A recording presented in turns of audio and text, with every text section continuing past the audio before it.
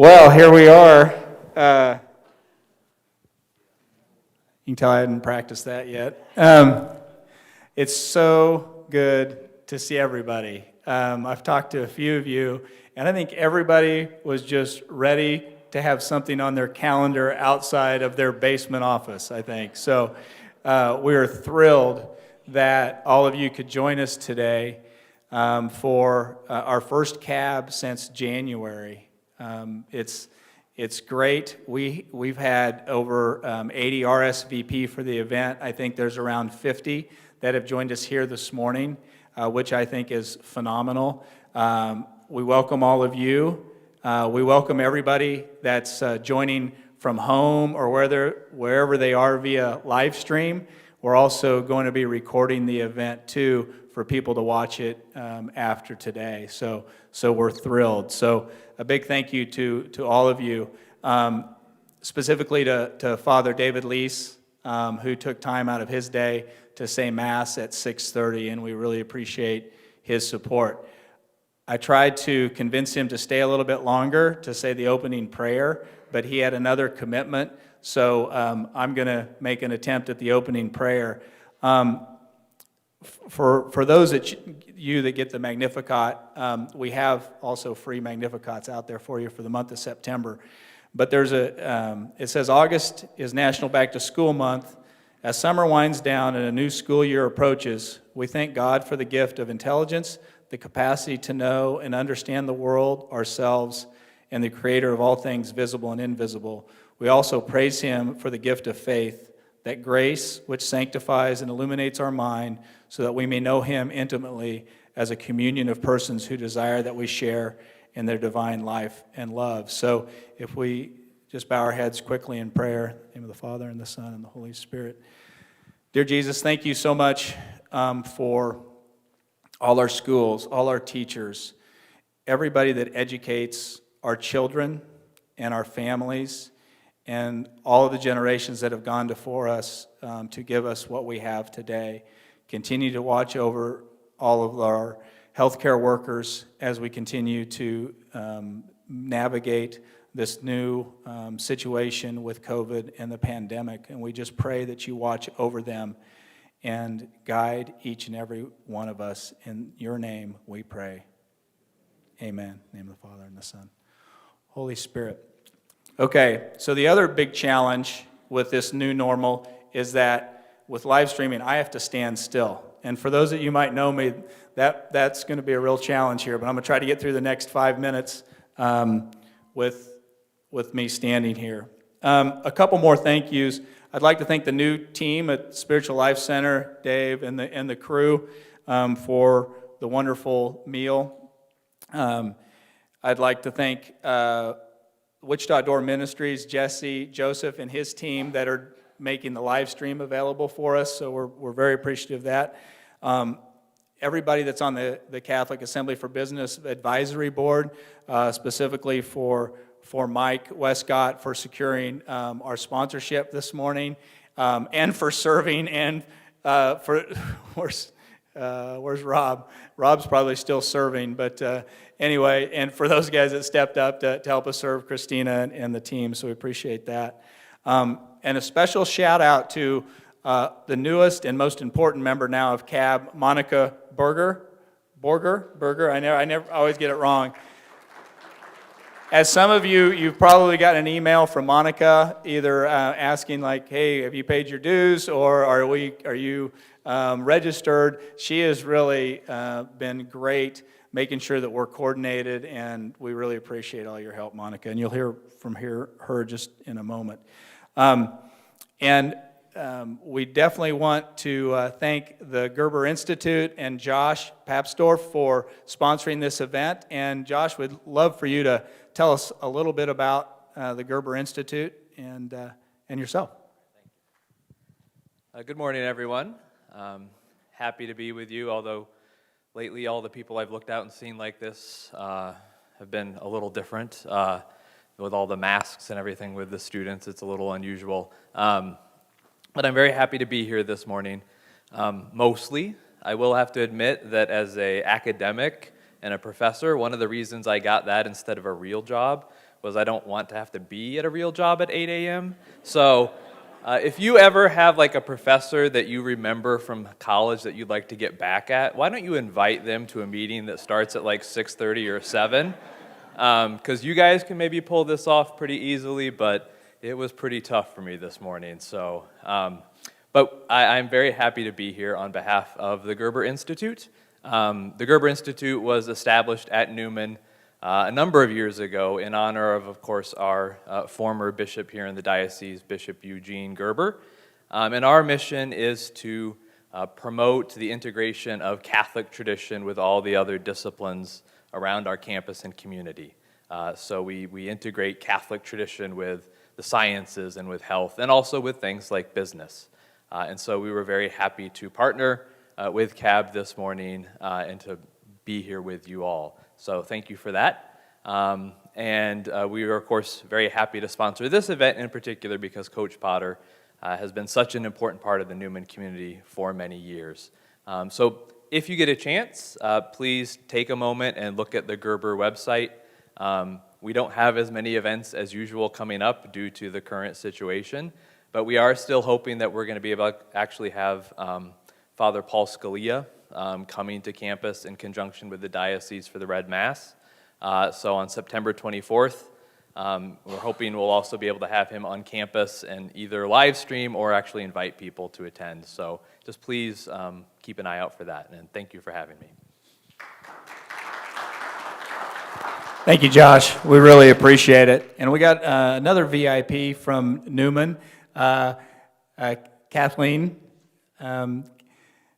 Kathleen Jagger is the new president of Newman University, and we're thrilled to have her and her team from Newman here, and I wanted to give her a little bit of time just to introduce herself to the Wichita community.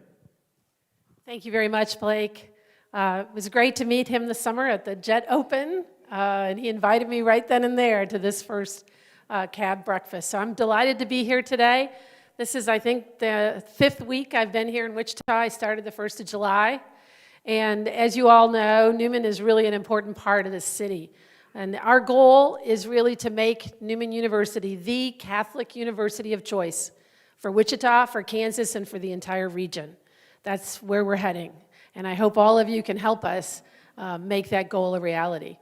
I grew up Catholic in the city of Chicago, and I've been in higher ed since 1979. And I'm really thrilled to have the opportunity to be here and lead Newman. We have a great group of staff and faculty, and I think this week could have been really scary. We just started classes, as Josh said, this week. And on Monday, when we got to campus, all the statues, John Henry Newman, the angel that's outside my office, Sister Matthias, all had masks on. So we're trying to live through this COVID challenge with good humor and good faith. And I know the Lord God's going to give us the grace to do well, and we keep praying that we'll be able to stay open for the rest of the year.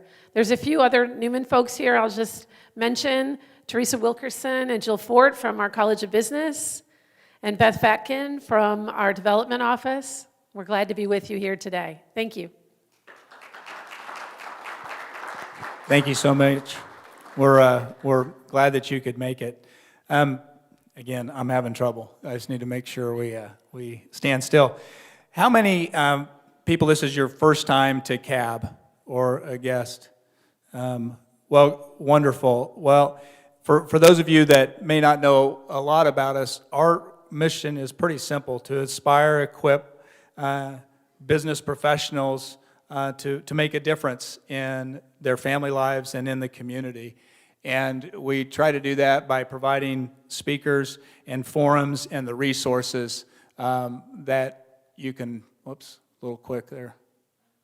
How are we doing? That you can be a part of, and that's really what we're about, is bringing together like-minded people to explore their insights. And it really does take a community, and we really feel like that is part of our responsibility as Catholic Assembly for Business, to try to be that catalyst and a conduit to bring business leaders together to build that community. And I think, as we've all experienced in the last 6 months, how much we really miss community, how much we really need community, and we're just happy to play a small part in that. And I'm going to have Monica just briefly run through the new website, and then we'll move on to the presentation here in about a minute. Thanks, Blake. While we have not been able to meet in person, we've been really busy behind the scenes to really streamline your experience as a member. Our goal is to make it as easy for you to come together in fellowship and community. And so many of you used our new website to RSVP, and we're hoping that the new website's going to be a one-stop shop for you. So RSVP to all of our events, but also renew your membership and see upcoming events as well as access all of your resources. So cabwichita.com will get you everything that you need. There's also a way to immediately contact me if you have any questions, and to view, of course, our wonderful sponsors throughout the year. So if you had a little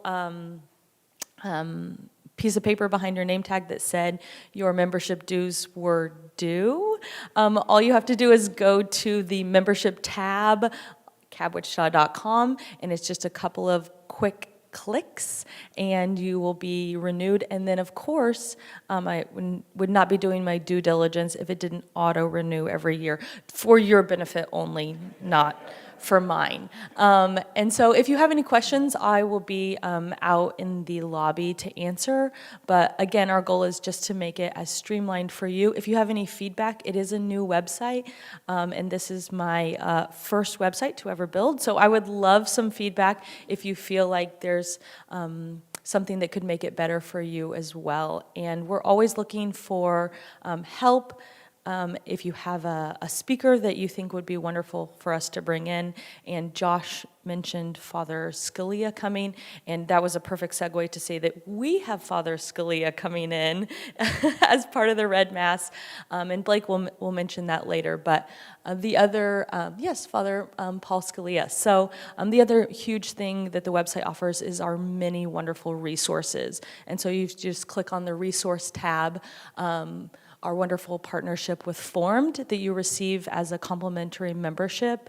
And this is just such a great time right now to have that resource available, as we haven't been able to meet in person, but you're still looking to help form your personal and professional life. So hopefully you'll have a chance to look through all of that and make a couple of quick clicks, and then of course grab some resources from the table when you leave. We are blessed to have the September Magnificat as a complimentary copy, so if you want to step by and pick up that, and then of course there's several books as well. So again, we're so excited to have everyone here in person and everyone that's joining us via live stream, but we're just excited to have this event and 2 more wonderful events back to back to back after this, so thank you. Wonderful. And thank you, Monica, for all that you're doing for us. As she mentioned, the resources, everything out on that table is free, so get a copy of the Magnificat. We have plenty, so if you have anybody in your family, take 2 or 3. They're for you. We have over 200 copies, so we're not going to run out today. So take as many. Don't feel bad if you're taking 2 or 3 copies of the Magnificat, because obviously there's a little bit of limit. Once September's done, they're no good for the most part. But so take, and then the Rediscover the Saints book by Matthew Kelly. If you haven't read that, it's a nice walkthrough of the saints. And we are going to have some resources as we have speakers about the topic. So obviously, Coach Potter is going to be talking about mental health. We're going to have some specific resources related to mental health that we'll be sending out about that. The other resource that's out there is a guide for if you have Adoration Hour and you need a tool to kind of help you through that. But that's one of our big initiatives, is just to encourage people to spend some time in Eucharistic adoration. Monica mentioned the speakers that are coming up, Father Scalia, who'd be saying the Red Mass, and then also Bishop Kemi and Father Mike Simone are actually going to be talking about the House of Formation, which is a wonderful partnership with Newman. And so we're excited to get an update on everything they have going on with our seminarians in the House of Formation. Welcome the new members that have joined in 2020. In spite of everything we have going on, we have about 20 new members, and now we're up to over 180 members with CAB, which I think is phenomenal. With that, we're ready to introduce Coach Potter. Coach Potter grew up in Sedan, Kansas, where he was a basketball and baseball standout. He was recruited to play both sports at the collegiate level. He first attended Cali County Community College and then went on to finish his playing career at Kansas Newman College, where he earned a degree in secondary education. Mark became known from this point on as Coach Potter. After teaching and coaching at the high school level for 11 years, Mark took on the challenge to restart the men's basketball program of his alma mater, now called Newman University. Coach Potter was the head men's basketball coach at NCAA Division II Newman University for 19 years. He is the winningest basketball coach in Newman's history. In 2013, the basketball court was named the Potter Family Court. Coach Potter has been inducted in the Cali College Hall of Fame, the Newman University Hall of Fame, the Wichita Sports Hall of Fame, and the National Baseball Congress Hall of Fame. Wow. 3 years ago, Coach Potter left the coaching profession to become a keynote speaker. Mark felt a calling on his life to share his experiences as a coach and become an advocate for mental illness. Mark wants to share a message of hope in his battle with severe depression and his rise to victory in what he refers to as his national championship. Mark, we're thrilled to have you as our guest speaker today. Thank you. Appreciate you. Thank you. Appreciate that. It is a pleasure being here this morning. My wife has already started the clock, so I've got to get right down to business here because she is going to speak for approximately 10 minutes at the tail end of this presentation. And I definitely want to give her that opportunity because we have found that her presentation, her side of it, is extremely important as well. But it's great to see some of my old friends and obviously meet the new president of Newman University and one of my former players sitting back there. And I told him, I said, you need to be sitting in the front row. And he said, no, Coach, I don't want to get your spit, especially in this day and age. So I don't think, Eric, you were on the brunt end of any of my halftime just. Well, I'm thankful to be here today to speak to the Catholic Assembly of Business, but I've had the privilege of working in the Catholic school systems for 24 years, 19 of those at Newman University, 5 more of those at Cape and Mount Carmel. And then, of course, I went to Newman University for 4 years as well, so I've been in the Catholic school system for a long time. We have never lived in a more stressful time, as we all know. So I do believe that my story is needed now more than ever before. Today, it is our hope that through telling our journey, a little bit about our journey with anxiety and severe depression, that we can help you guys recognize some of the signs and some of the symptoms. And most importantly for my wife and I is we want to give you permission to do something about it. I often look back on that and I always wish somebody would have given me permission prior to the point in time in which my wife forced me to go get help. In January of 2018, the projected starting quarterback for the Washington State University football team died by suicide. His name is Tyler Helinski. His number was 3. And the reason I know that is because his mother and father have since started a nonprofit organization called Helinski's Hope. And what they're trying to accomplish with Helinski's Hope is to keep Tyler's name alive and his memories alive. And they're also trying to destigmatize mental illness because, see, there was 0 signs that young man was going to take his life. 0. And many times there are signs and symptoms that we can see and that we observe. but in his case, there were none. Tyler was a young man that looked like on the outside he had everything going for him. And yet on the inside, something totally different was going on. Man, can I relate to that? That particular season, as I approached coaching back, and it was my 19th year of coaching basketball, being a head coach, but it was my 9th or 10th year at Newman University. All of a sudden, something was different. The last thing I wanted to do was to let anybody know that I was having issues. That was where Tyler Helinski was. And unfortunately, and I will get emotional as I speak this morning, so bear with me, but unfortunately, Tyler Helinski didn't talk to somebody about it. Unfortunately, he decided to take his own life. The stigma that is attached to mental health must be shattered. It's time that we shatter the stigma.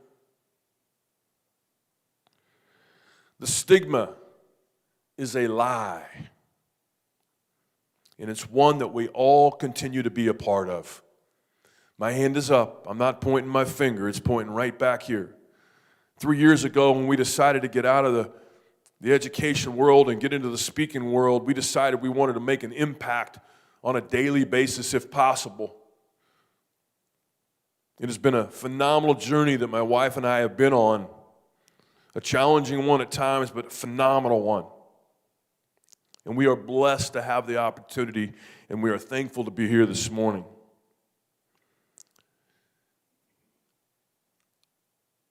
Depression is deadly.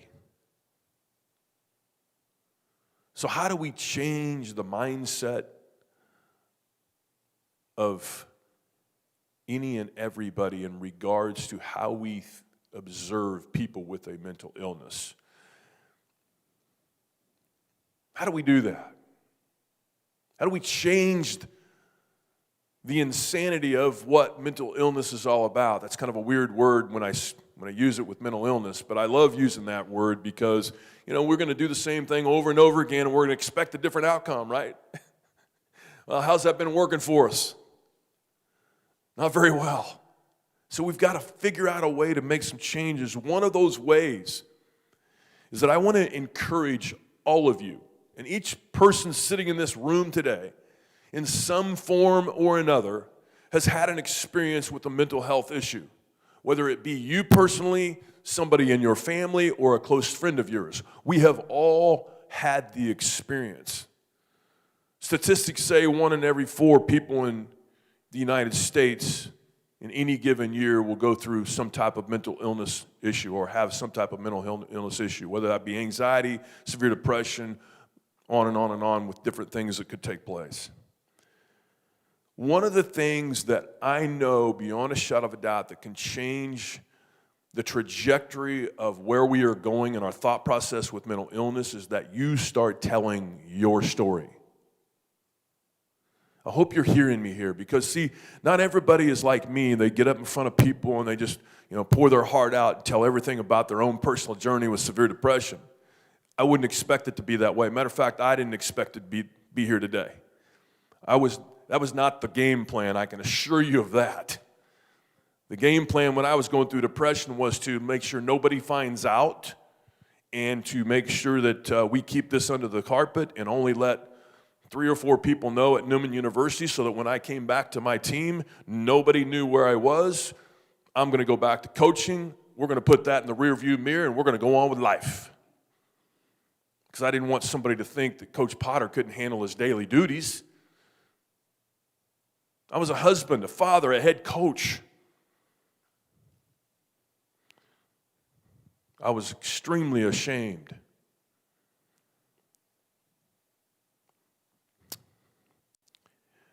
And then one day,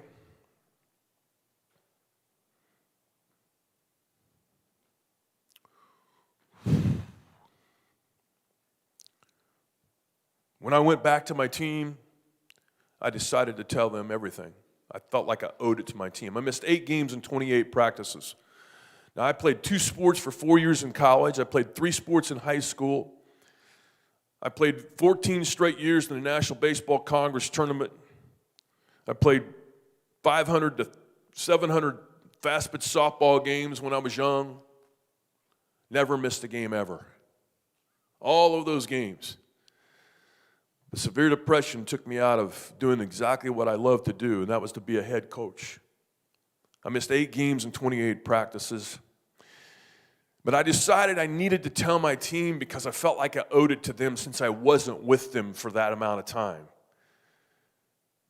And that changed my life. The day that I actually told somebody besides my own personal family. And so here's my hope for you. Here's my prayer for you. That you will understand that when I say, hey, share your story, whatever that may be, share your story with your family. Make sure that your children know if you have struggled. Make sure that your grandchildren know that if you have struggled. Because if they know you've struggled, they're going to know when they start to struggle a little bit that it's okay to struggle. What's not okay is to not do something about it. And that's where we are in our society today. We all have struggles, but man, we're going to hide it. My hand's up high on that one. I was going to be that same way.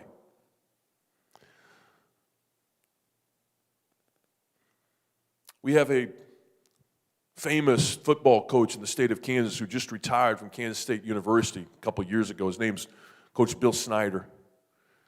What most people don't know about Coach Bill Snyder is he had a 22-year-old grandson that died by suicide.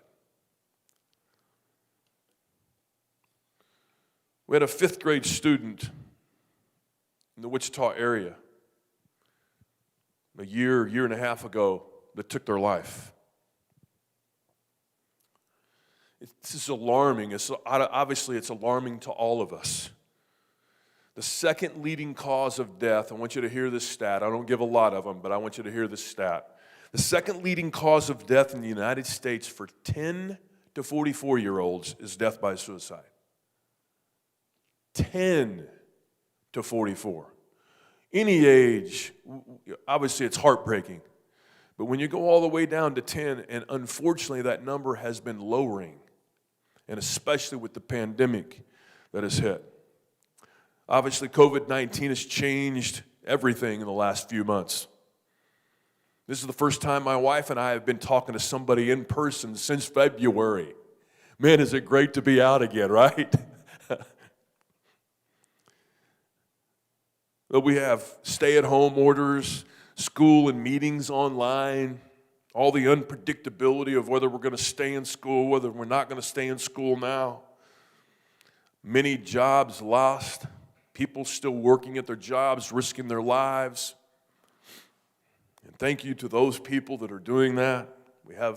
I know a firefighter sitting in here today, and probably many other people that I don't know about that are working with people on a daily basis and risking their own lives. So thank you for that.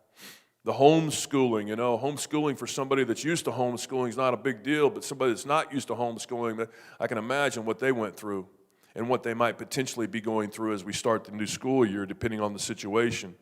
But everything's out of our control. So quickly, I want to tell you a quick strategy to do. And this is a strategy that I used in coaching, that I used for many different things. But one of my biggest weaknesses as a coach was I wasn't able to get rid of the things in my brain that made me worry a lot. So you can imagine whatever your job is, all the things that you worry about, right? We worry. It's human nature to worry. Well, how do you understand when it's time to stop worrying and make sure that you do away with things that you cannot control and then start to worry, or really basically we want you to do something about it, like take action on things that you can control. And so you take 3 days, and here's what I want you to do. If you've never done this exercise before, take 3 days.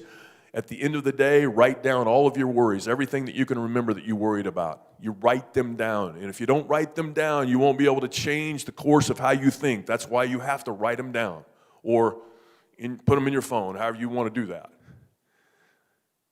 And the reason you do that is because then when you go down that list after those 3 evenings and you look at that entire list of things that you've written down that you've worried about, probably about 90% of those things are going to be what we call irrational thoughts. They are things that you cannot control, but you're still worrying about. And so then you have to, once you recognize that, then you become intentional about saying, wait a second, there I go. I'm starting to worry about that problem again. Can I control it or can I not control it? If I can't control it, boom, give yourself permission to stop thinking about it. It's a small strategy that has really done wonders in my own personal life. Suicide hotline calls since the pandemic started, are up 891%. Obviously, people are struggling. Domestic violence right here in the Wichita area in the very first 3 weeks that COVID-19 hit, there were 3 murder-suicides in the first 3 weeks, and I don't have statistics since then, but obviously we've had some major issues happen since that point in time. Alcohol sales have risen 54% in our area. So people are starting to self-medicate at a level that they never have in the past. Drugs, on and on and on. It's alarming. While I personally suffered from severe depression, probably genetic in origin, there is such a thing in what we call situational depression. And many people that have had job losses or anything that they've struggled with in the recent months, there's probably been a lot of situational depression because of COVID-19. So all those statistics that we just talked about, or some of them, a few that we talked about, point to the fact that it's obviously COVID-19 is creating big problems with our mental health and our society. So today I hope you will find some strength in the story that I'm getting ready to tell you. And that if anything resonates with you at all, that you will not hesitate to step forward and get help. Whether that be for you, for a family member, for a spouse, whoever that may be. We want to give you permission. I know one thing. It feels really good to feel good. There is hope. We in this day and age are looking for hope, are we not? We are looking for hope. God is still in control. I have an excerpt here from an actual suicide note. The note was long. It was 16 pages long. But I just received one page from a great friend of mine. It happened to be his junior college baseball coach. Matter of fact, this man was a coach in the state of Kansas back in the 80s. He was married and he had 7 children. And he wrote a 16-page suicide note, and unfortunately, he took his life. Why do I tell you that? Because it's relative to one of the things that he wrote in that suicide note. It's a paragraph, and I want to read this paragraph to you that this man wrote. He titled the paragraph, "It Hurts," H-U-R-T-S, "It Hurts." And here's what the man had to say. It is amazing that society cannot spot the affirmed and the ill. Lord, help me. Lord, help others similarly affected. There are lots of other people who need help. And then he said, society, wake up.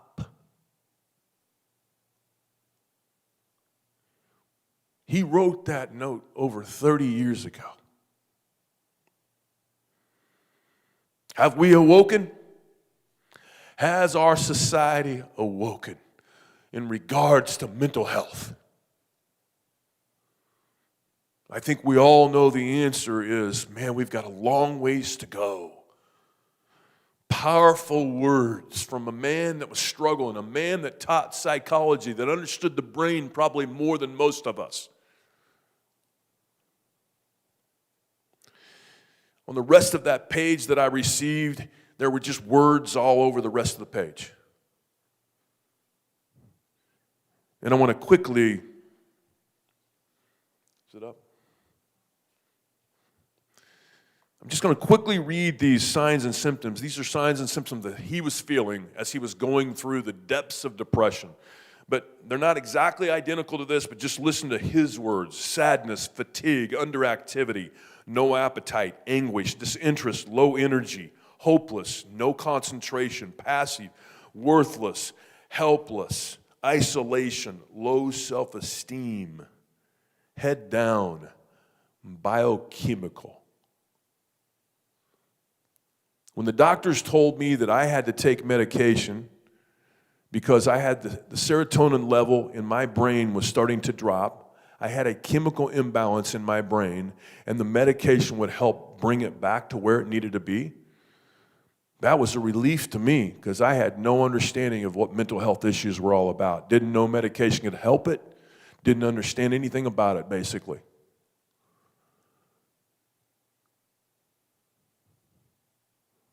These words are obviously all relatable to me. Every one of those signs and symptoms that you see up there and that I just read, I can relate to every one of those signs and symptoms.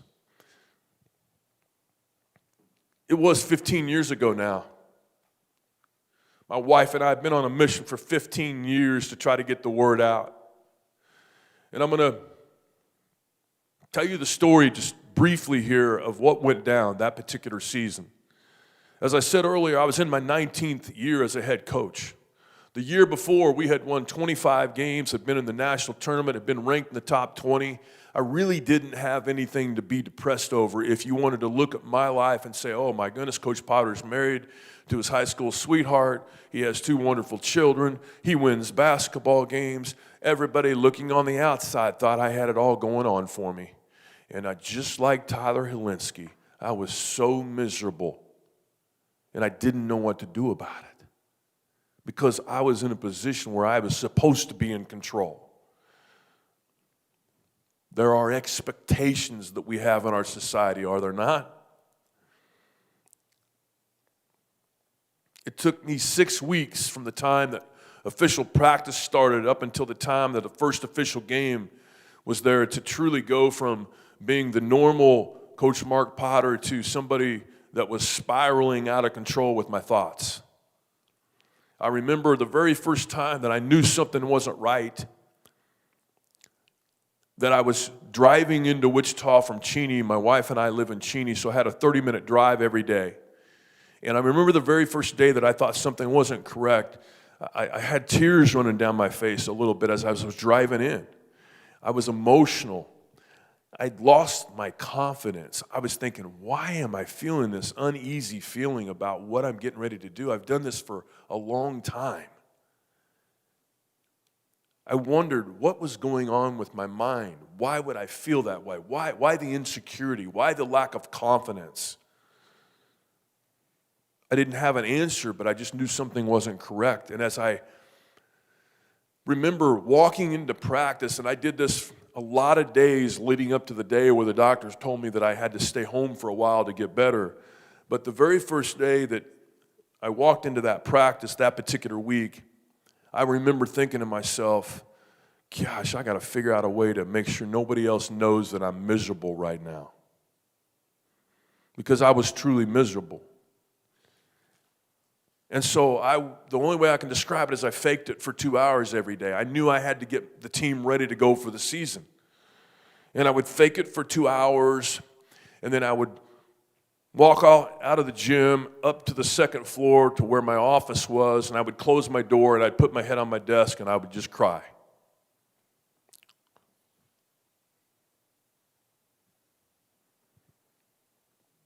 It's not an easy thing for me to tell you sometimes. Because I'm supposed to be in control, right? Isn't that what people in our position do? We're supposed to be in control. I was far from in control with my emotions and with my thoughts.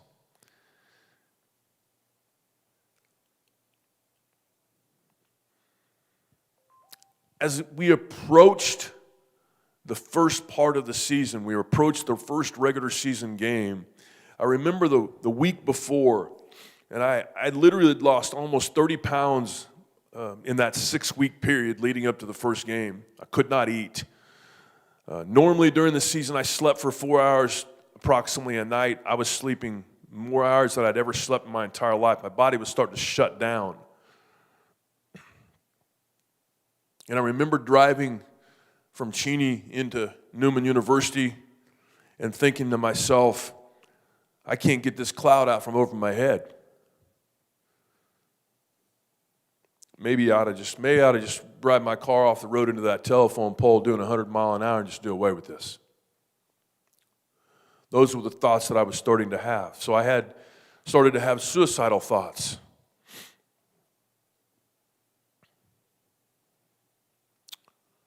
My wife was starting to see signs of me at the house that she had never seen before. I would be sitting in my chair with tears rolling down my face, and she would say, what is going on? And I would say, I'm not really sure, I'll be fine. And I was not going to tell her what was really happening with me. This is my wife that I started calling in 7th grade. She was an 8th grader. I was going after an older woman. This is the woman I've been married to now for 37 years, and I wasn't going to tell her what was going on. A little bit of insanity in that, is there not? Somebody that you know loves you unconditionally, and still that stigma says, don't you tell them, don't you tell them. Keep it from her, keep it from your family, keep it from your players, keep it from your coaches, keep it from everybody. Finally, to follow up on the crying thing, my wife had seen me cry one time in all of the years leading up to that. And now all of a sudden she's seeing me cry in my chair. And finally, we were the Saturday before the first regular season game, and my wife sees me in my chair, and she says, "Are you okay?" And then I stand up and I go over to the sink. Every season we would bring my team out to Cheney, and we would practice at the local high school on that Saturday before the regular season started. And then we would take them out to the DeMario's, the pizza place, which is combined with a bowling alley, if any of you guys have ever been out there, and we would kind of have a team bonding activity. We did it every year. And so my role as a head coach was to talk trash to my players and let them know nobody's going to beat me on the bowling alley. And that if they did beat me, I'd run sprints for them or something like that. So just as a side note, 19 years, none of my players ever beat me in the bowling, ever. Eric knows what I used to do in PE all the time, right? Like I always give them a straight A if they could beat me in any type of individual sport. And Eric, you couldn't beat me in anything, by the way.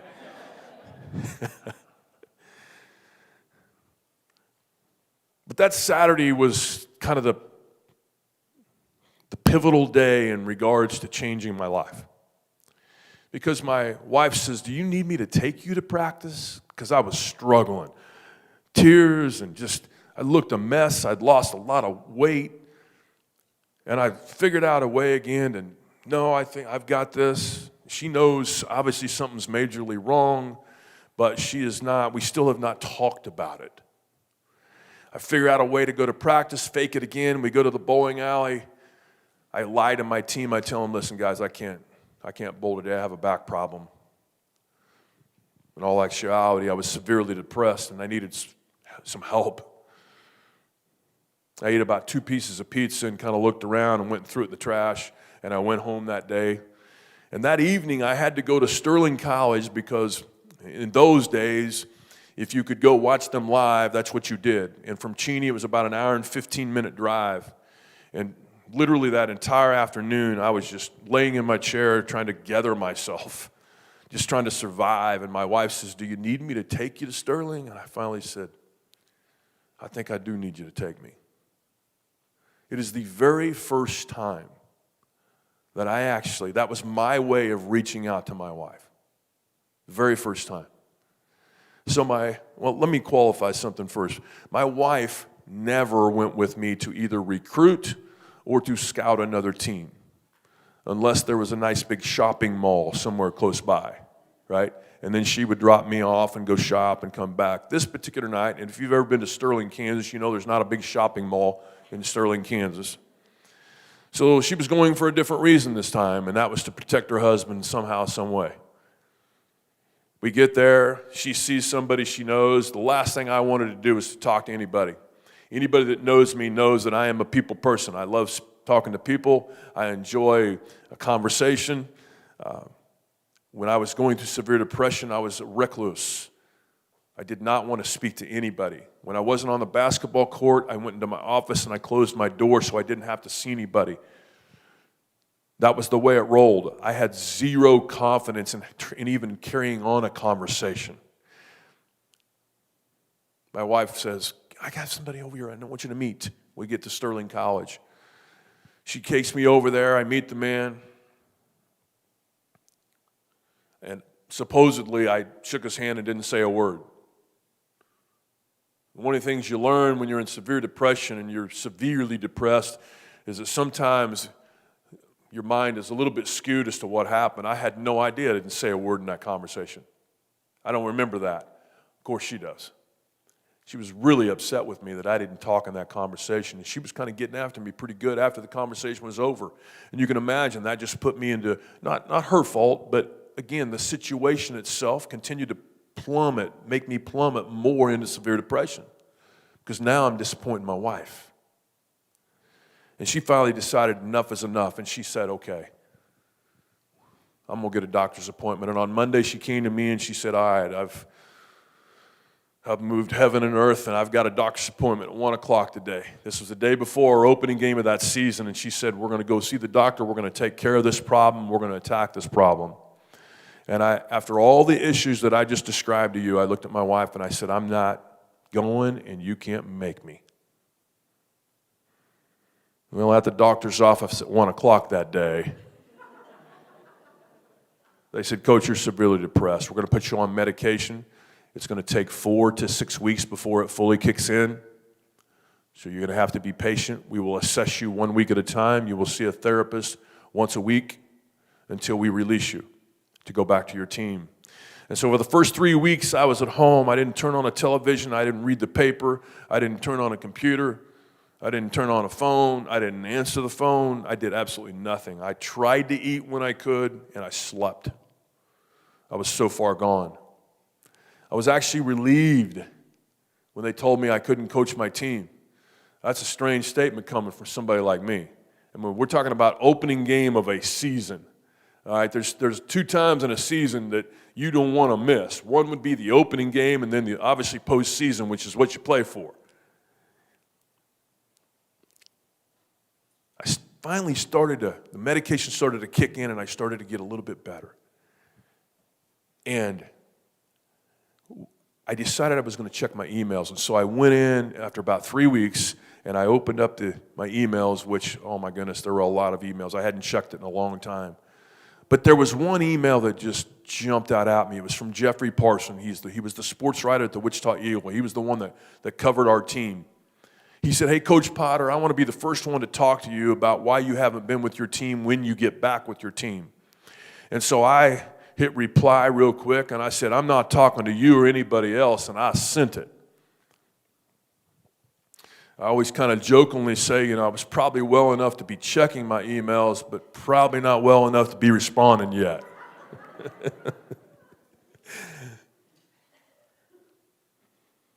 That's the way it was going to be. Rear view mirror, that's going to be behind us. Boom, done deal. I get better.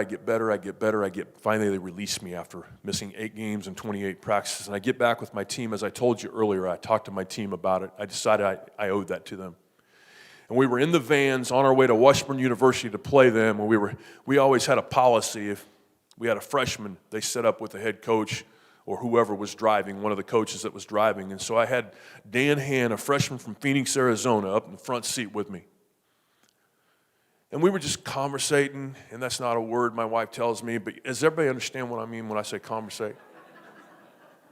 She's like, don't use that word. I said, I'm from Sedan, Kansas. I get to use that word. Conversate, right? But we were just having a conversation. And we were talking about life and talking about this, talking about that, and he just literally, the freshman interrupts me in the middle of a sentence and said, Coach, hey, you remember when you told us about that reporter that called you, that emailed you? I said, yeah, I remember. He said, I think it'd be pretty cool if you'd talk to him. I looked at that freshman, I was thinking, now I got a freshman telling me what to do. But that comment truly bothered me.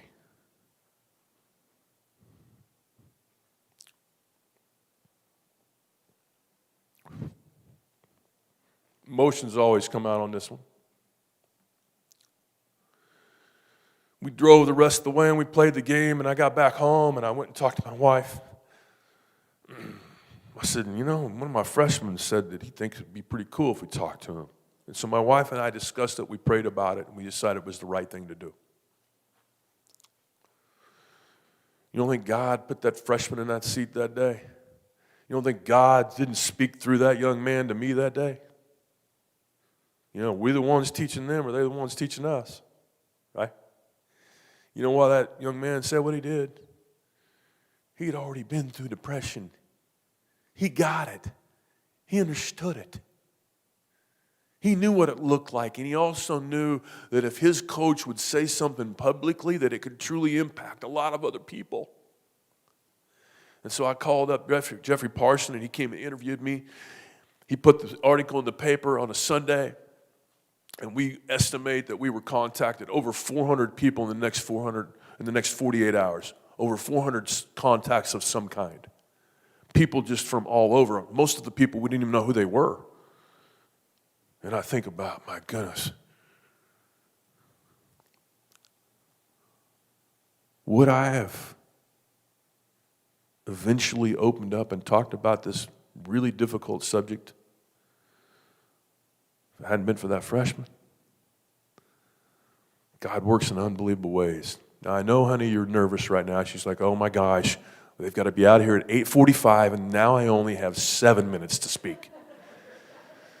So I'm in trouble, but I am going to quickly introduce my wife, and she will do her best to get done in approximately 7 or 8 minutes. And we do want to ask, give time for questions and answers, but listen to me. Anybody that does have time or wants to have time, we will stick around as long as we need to talk to you today. We will give you all of our information.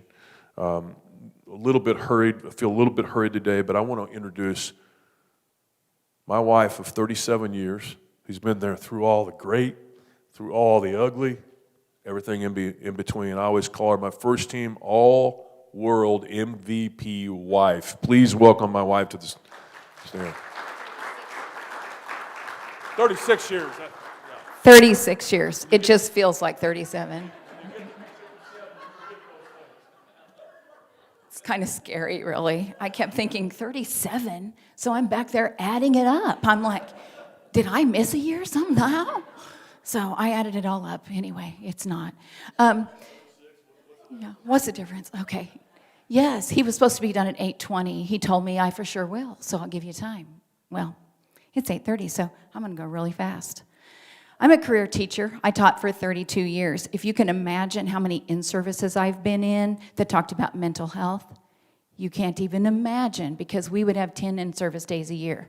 So think about that. I've been very well trained on how to recognize the signs and symptoms of mental health and mental illness, and yet when it's living in my own house, I didn't recognize it. You see, I'm also a career coach's wife. We actually have a sign in our bedroom that says, we interrupt this marriage to bring you basketball season. And that was so true. He was so involved with his team and winning games and on the road and then recruiting that I was used to him being a little bit disengaged. So it took me a while to figure it all out. What he doesn't tell you was that on that car ride to Sterling that day, he reclined the seat. He laid all the way down, all the way there, tears rolling down his face, and he just was begging me. You've got to do something because I can't live like this. You're going to have to help me because I can't do this. That's the day when that definition of insanity was going through my head. I can just do the same thing over and over and expect him to get better, or I can actually do something. And I decided I am going to act. So Sunday afternoon, I used the back of my insurance card. I called the behavioral health number. I got the number of every single mental health facility that took our insurance. I called the athletic director. I called the assistant coaches. I tried and tried and tried. I was doing everything in my power to figure out what to do next. I left a message at the doctor's office. You guys all know Dr. Keller, right? I left a message with Dr. Keller, and I was crying, and I said, I need you to call me, and you got to call me soon. I know first thing in the morning, I need help, and I need help now. So on Monday morning, I didn't know if I should even leave him. But I got up and I went to school. I was teaching second grade at the time, so I had 27-year-olds. I knew I had art that morning, and my kids were going to be gone for a little while. So I knew that I could make some phone calls. I talked to my principal. I wrote lesson plans. I got a doctor's appointment. I got a counseling appointment. I feel like I have moved heaven and earth. And when I got home, and I looked at him, and I said, he was reclined in his recliner. He was tearful. And I said, we're going to go to the doctor today, and we're going to go to the counselor, and we're going to fix this. I'm going to go with you, and we're going to get this stopped. And he looked up and he said, I'm not going, and you can't make me. And I'm just going to tell you, that made me really mad. Now, Mark's assistant coach was about 6'8", weighed about 280-ish, and I might be undershooting the number a little bit. But his face came across in my mind. And I looked at Mark and I said, you're going to get up and you're going to walk to the car. Because if you don't get up and walk to that car, I'm going to call Chris and he's going to pick you up and he's going to shove you in the car. So you can get shoved in the car or you can walk to the car. I don't care how you go, but you're getting in that car. And he put his hands up like this and he said, yeah, I'll walk. I said, that's a great decision. I went to the counselor with him. I knew that the wrong thing that I could do, I'm not suggesting that everybody yell at their husband, but I knew that the wrong thing I could do was to do nothing. And so I was not going to do that any longer. The next few weeks were very trying. I was trying to manage the basketball team. I was trying to manage the assistant coaches who were now coaching full-time. I was trying to keep in contact the nuns at Newman. They prayed every day. They met, and they prayed every day. They wrote me a note almost every day to tell me that they had prayed. I have a blanket that they stitched, and every stitch is a prayer. And I'll keep that blanket forever. When Mark got better, he's never been in severe depression. Again, he continues to take medication.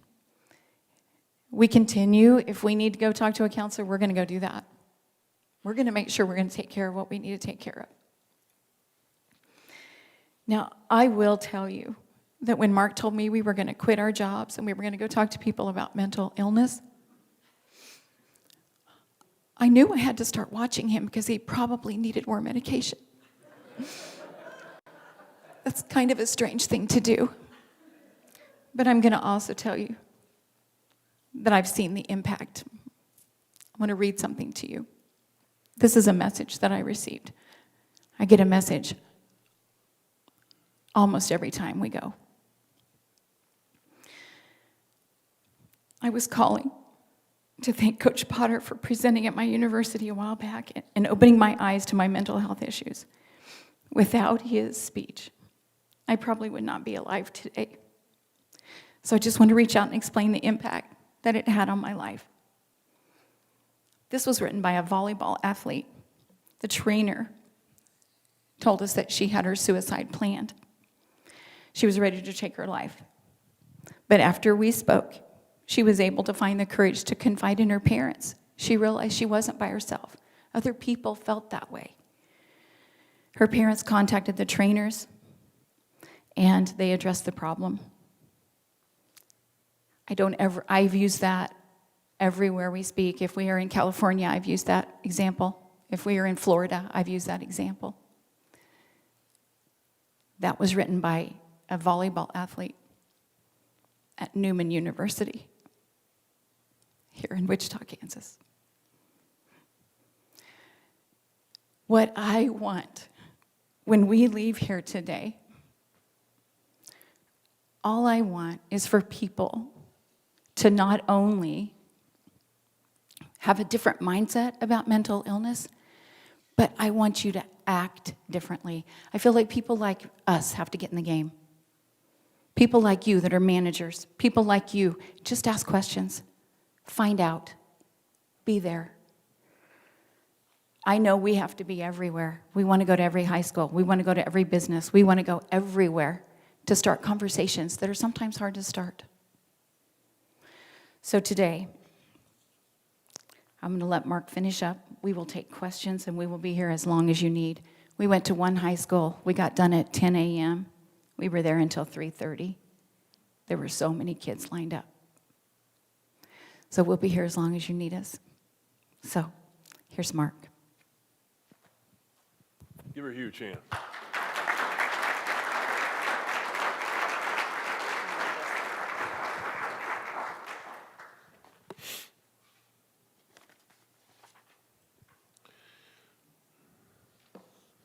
She's not as tough as she sounds, just so you'll know.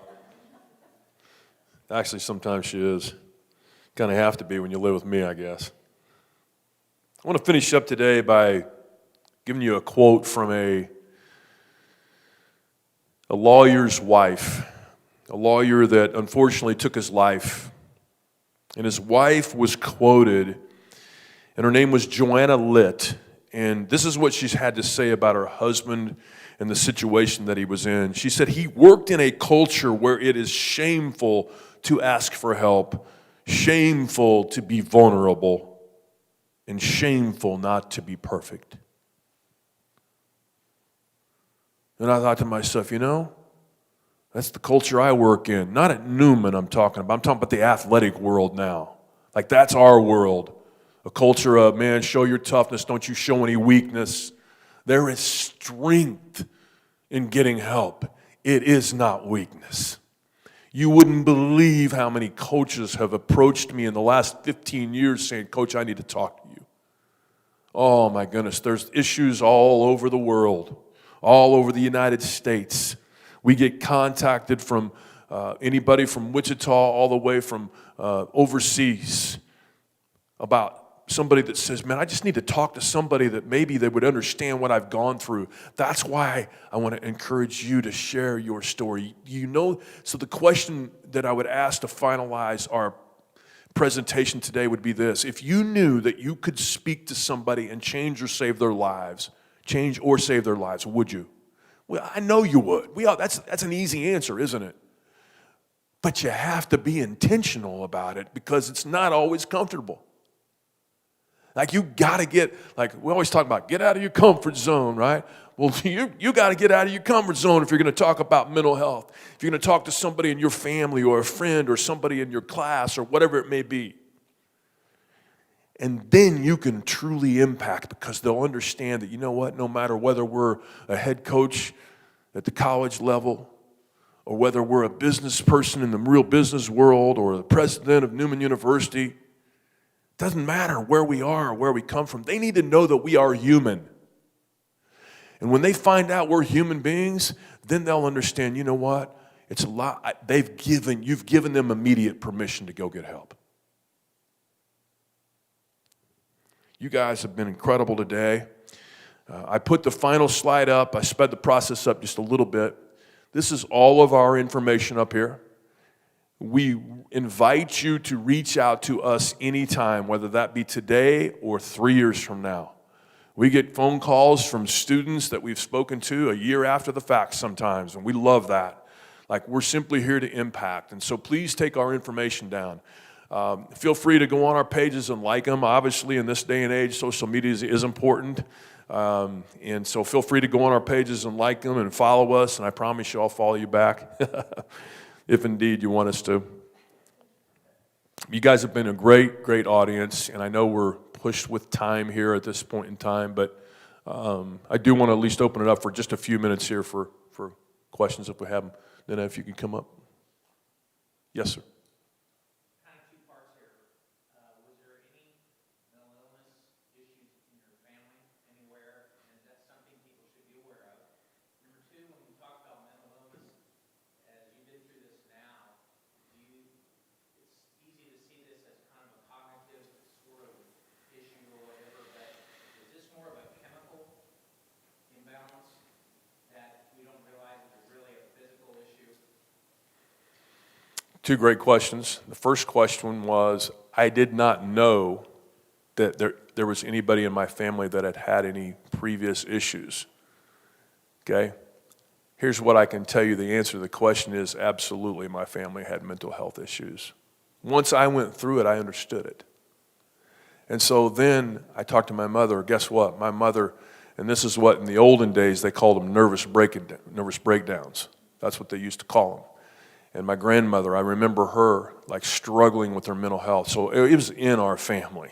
So yes, it is and it can be hereditary. So it is something to watch out for sure.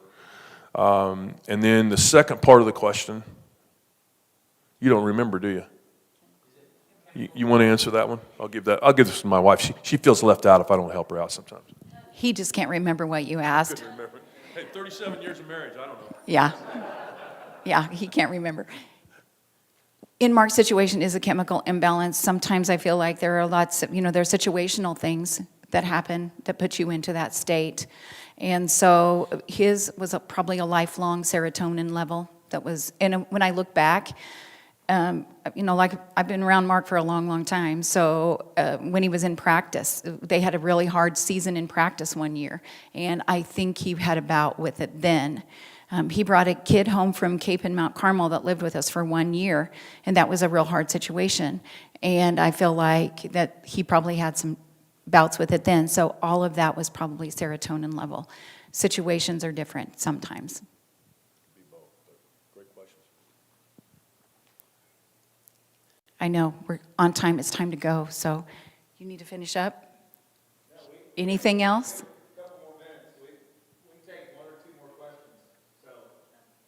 Yes, Shauna. If you know someone like a family member that has dealt with it, but they're in denial, what's the icebreaker that won't put them, on the That's the million-dollar question. I wish I knew the answer to all of that. One thing I do know is I was in a position that I could force Mark. I could say, we're not going to do this anymore. But I have had family members that will not go get help, even though we go and do this and we talk to people all the time.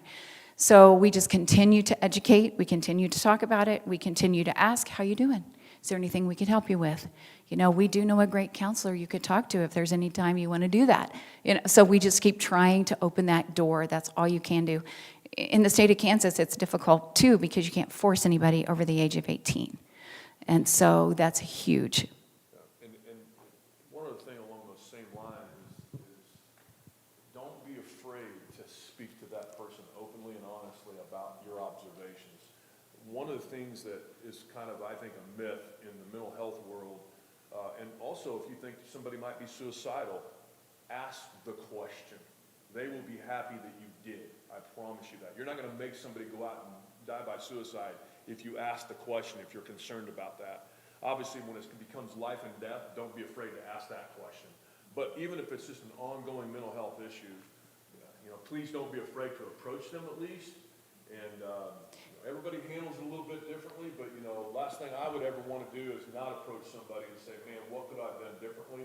And so, great question. Thank you. We open doors sometimes just by saying, hey, you know what? I listened to this couple this morning, and I just got to thinking that maybe I should just check in on you today. So. Okay, thank you. Thank you so much.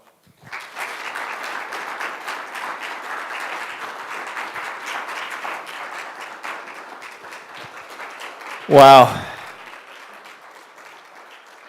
For those of you that are live streaming or watching on the recording, we got a standing O. As a game winner, hit the game-winning shot. Thank you. Wow. Thank you both so much for being here.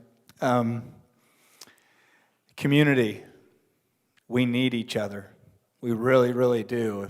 If I didn't take anything from that, it's let's lean on each other. Let's not be afraid to lean on each other and pray for others. The impact that the sisters made on your life with their prayers, knowing that people were in your camp, in your court, thinking about you, is as important as people being there with you. So let's take that and think about how we can make an impact today, this week, next month, and in the community to continue to form community. And they mean it. Reach out to Mark and Nanette. I've had the privilege, as we were getting ready for this, to visit with them, and they mean it. So please, please ask them questions, reach out to them, and it's just so good to be here and see everybody. I hope you can make it to the September 24th, Father Scalia. 2 things to point out on that. It's on a Thursday. Hopefully you'll remember that's going to be on a Thursday, and it's going to be at the cathedral. Okay, so it's going to be downtown. So we won't be here on the 24th, but we'll be back here in October. Okay, so thank you. God bless, and have a wonderful day.